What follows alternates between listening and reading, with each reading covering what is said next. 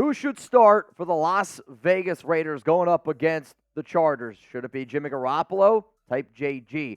Or should it be Aidan O'Connell? I want you to type AOC. Coming up here on today's episode of the Raiders Report, my answer on who should start for the Raiders for the remainder of the season.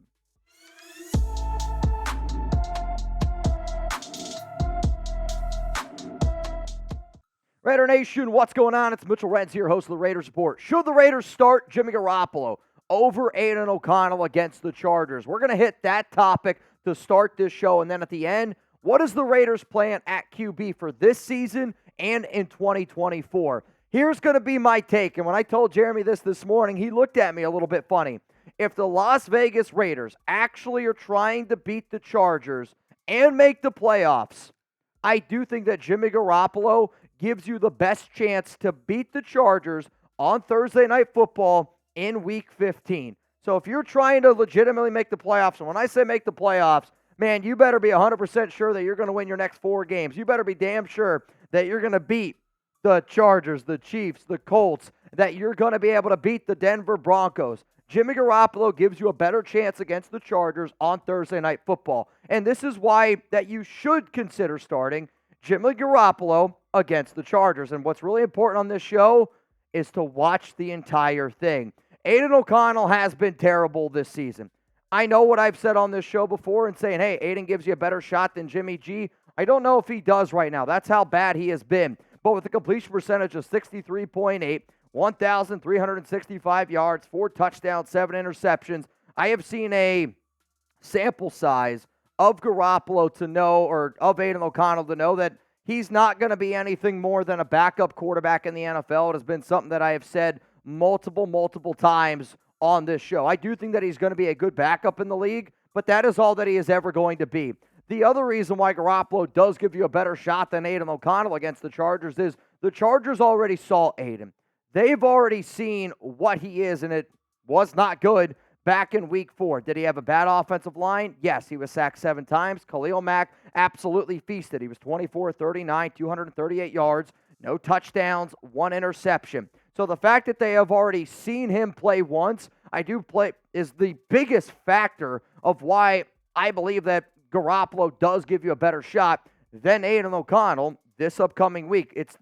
He's already been seen by the Chargers, and when you don't have any tape on a guy, sometimes that can help you out a lot. So the fact that there's no tape, there's nothing to study on Jimmy Garoppolo and Bo Hardegree, those are the reasons why, and that is the only reasons why, that Garoppolo gives you a better shot than Aidan. Here's the thing, though, and this is why it's very important for you to watch the entirety of the show, because I already know that there's going to be people that watch until this moment right here, and they're going to go out on social media and they're going to say, Mitchell Renz is saying to start Jimmy Garoppolo over Aidan O'Connell. And if you see that, tell me, because then they're just lazy and they didn't watch the whole show. Because here's one thing that we have to say right now. Despite me saying that I do think Jimmy Garoppolo gives you a better chance than Aidan O'Connell against the Chargers, the Raiders would be foolish. You cannot start Jimmy Garoppolo at all. Like, I'm so confident that you can't start Garoppolo. You have to actually consider about making Brian Hoyer on your active roster, because at this point in the season,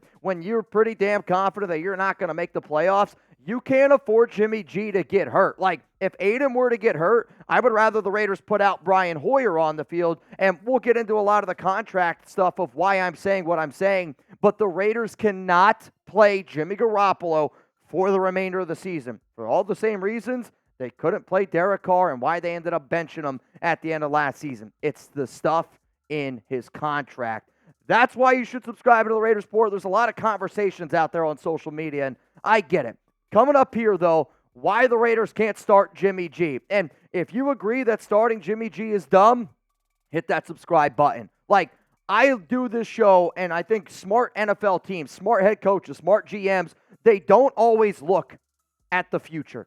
Sometimes you got to look at the future. And I think, honestly, it's a lot more of it's a skill that some people have to learn how to do. If you think starting Jimmy Garoppolo is dumb for the Las Vegas Raiders, subscribe, because we're going to be agreeing on today's show. And the reason why you don't start Jimmy G, you just can't afford to put him out there due to the contract. So if Jimmy G is injured this year, his contract could be fully guaranteed in 2024. So let's say he goes out there, he plays against the Chargers. Oh, wait, we're talking about Garoppolo here. I would bet a lot of money that in those final 4 games, if Jimmy G's out there on the field, there's a chance he gets hurt. And if Garoppolo wants to say, well, wait a minute, I want to guarantee my contract for next season, I could just act hurt, or I might not be able to pass a physical when the time comes to see if my contract gets fully guaranteed, which is the 5th day of the new league year.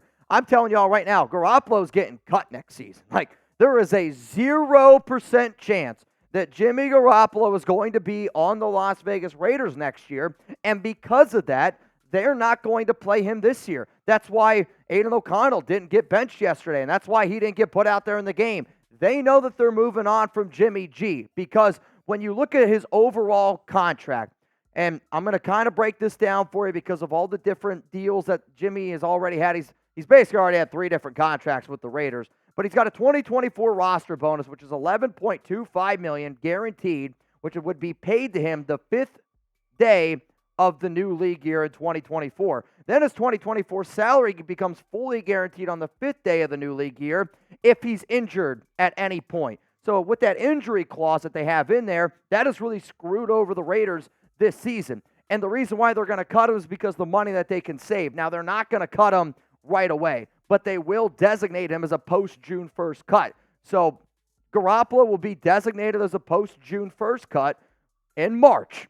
I know it sounds weird. NFL teams are allowed to designate 2 players a year to post-June 1st cuts. So Garoppolo is going to be able to sign with any team that he wants to in March, April, May. And the money that you're going to see is still going to be on the Raiders' books. However, as soon as June 1st rolls around, the Raiders are going to get $13 million. Yes, they are going to eat $15 million, but they're not going to do a dead cap at $28 million and save only $199,000. Because the Raiders are 100% going to designate Jimmy Garoppolo as a post-June 1st cut, that is why you cannot put him on the field these final 4 games if you're Antonio Pierce. So coming up here for the Raiders is going to be their plan at quarterback for this season and for next season. I'm going to lay out the blueprint. And if the Raiders follow this blueprint, they will finally be a successful franchise. I don't say this lightly. If the Raiders were to listen to a lot of content creators, if the Raiders were to follow a lot of the plans that we have put out, draft, free agency, trades over the past 4 years, we would be in such a better spot than where we currently are. So Mark, smarten up. Watch this video, please. Now, before I get into my plan for the Raiders in 2023 and in 2024, Raider Nation, I want you to try Prize Picks because it's daily fantasy sports made easy. And if my fiance, Alex, enjoys playing, I think you guys would have a lot of fun as well. So go to prizepicks.com/CLNS and use code CLNS for a first deposit match up to $100. Testing my skills on Prize Picks this season is the most exciting way to play daily fantasy sports. If you have the skills, you can turn $10 into $250 with just a few taps. Prize Picks offers weekly promotions that can lead to big payouts like Taco Tuesday. Each Tuesday, Prize Picks discounts select player projections up to 25% to provide even more value. So when I want to go out and play, I think about what I'm going to be doing that night. So I am recording this video on Monday before the Monday Night Football game, so I'm going to put some money on some Monday Night Football games. But also, you can look at NBA slates, because right now a lot of the guys here at Chat Sports, they are obsessed with playing some of the NBA slates out there. So all you got to do is go to prizepicks.com/CLNS. That link's going to be available to all y'all down in the comments, down in the description. And on Thanksgiving, I sat there and watched all 3 games with my fiance, Alex. We won some money. She was into all the games. And if she's interested, there's not too many times in life that you can spend $10, be occupied for 3 hours, let's say, with a chance to win some money. I mean, it's the best thing that I could tell you of why you should play. It's going to be a lot of fun. Again, go to prizepicks.com/CLNS and make sure that you use code CLNS. All right, coming up right now, Raiders plan at quarterback. I got a 5-step plan. 5-step plan that, please, for the love of God, Mark Davis, I want you to follow this plan. So your final 4 games, what the Raiders need to do at quarterback is you roll with Aidan O'Connell. You roll with Aidan. You got to be able to continue to evaluate him in terms of what's his long-term value as a backup quarterback. And I've said it now multiple weeks, and And I know some people always want to give the benefit of the doubt. I'm actually curious if people are just get obsessed with the Raiders QB that wears number 4 and they ignore all the bad and they only look at the good. The problem is there hasn't been much good. Does Bo Hardegree suck? Yes. Is Josh McDaniels terrible? Yeah, and I get it. They built a lot of this kind of offense here. But Aidan doesn't have the proper tools to be a starting quarterback. You put AOC out there on the field as your starter the final 4 games.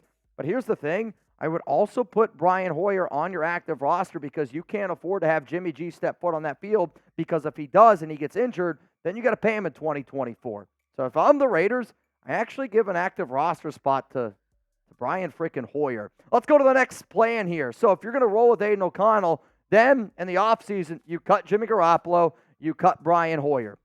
Like, these are 2 moves that simply just have to happen. You move on from the McDaniels quarterbacks. You designate Jimmy G as a post-June 1st cut. That's going to save you $13 million.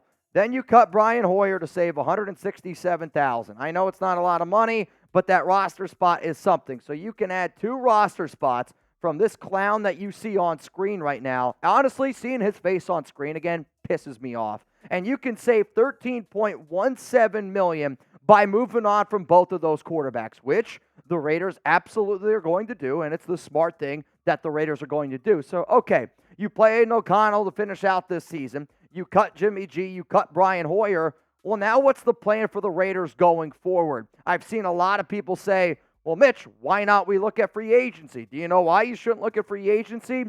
Because the quarterbacks in free agency in 2024 are they're bad. Like, Jeremy, I don't know if you guys could hear him in the background. I felt like we're at the Bikini Bottom episode where that's literally what this quarterback room looks like in 2024. The best name on here is Kirk Cousins. However, I'm not paying Kirk Cousins $40 million a year coming off a torn Achilles. Like, Ryan Tannehill stinks. Jacoby Brissett has been able to win some games, but I'm not going to go in that direction.